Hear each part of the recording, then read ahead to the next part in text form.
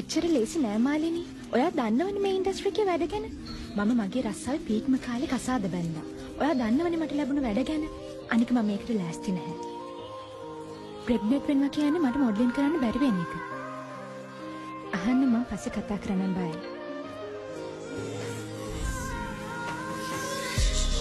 Corren liannan tanni missedes me kattave paluvat ekka mamai tama hitevat samajikonneka yatikave visella me manusatta umbai buduruwanneka warella samajikonneka madam inne man aragena denna men ganna thank you දරුවගේ කකුල යටිපතුල් පිරිමදින්න. ඒ අඬන එක නවත්තයි. මගේ දරුවා අඬද්දි මං කරන්නේ එහෙමයි. එතකොට නම් ඇත්තද දරුවෝ කීයක් ඉන්නවද ආද? 3 දෙනා. 3 දෙනෙක්.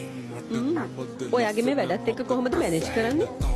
මැනේජ් කරන්නේ මොනවද? පැය 10ක් මෙහෙ ඩියුටි ඉවර වෙලා ඊළඟට අම්මා කෙනෙක් වෙන ඩියුටි එක. මැඩම් ඒ ඩබල් ඩියුටි කරලා ජීවිතේ පස්සට යනවා කියලා හිතන්නේ නැද්ද? මොකද කියන්නේ?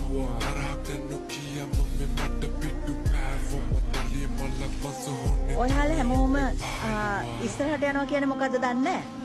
ඒත් මගේ දරුවන්ගේ දේවල් වලදී නම් මං හැමදාම ඉස්සරහා. So sweet. එහෙනම් හරි ඔයා කියන්නකෝ.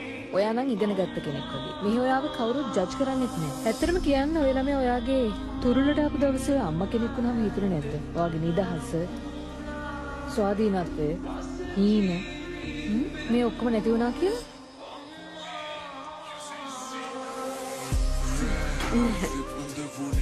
මෙයා මගේ ජීවිතේට ආපු දවසේ ඉඳලා මගේ නිදහසට, ස්වාධීනත්වයට, මගේ අනන්‍යතාවයට තව අනන්‍යතාවයක් එකතු කරා. අම්මා කියන්න නම් ලේසි.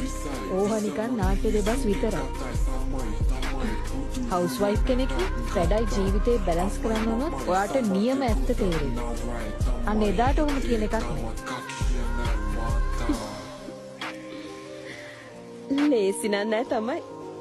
මේ දඟකාර සිංහ පැටියා එක්ක මේ මුළු දිස්ත්‍රික්කයේම නීතිය සහ නියෝග බලාගන්න එක. ඒක දකින්න විදිහ විතරයි.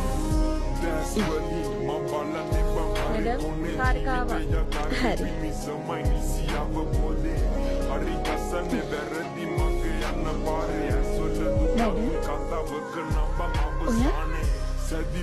सीमा रस्तोगी SSP दिल्ली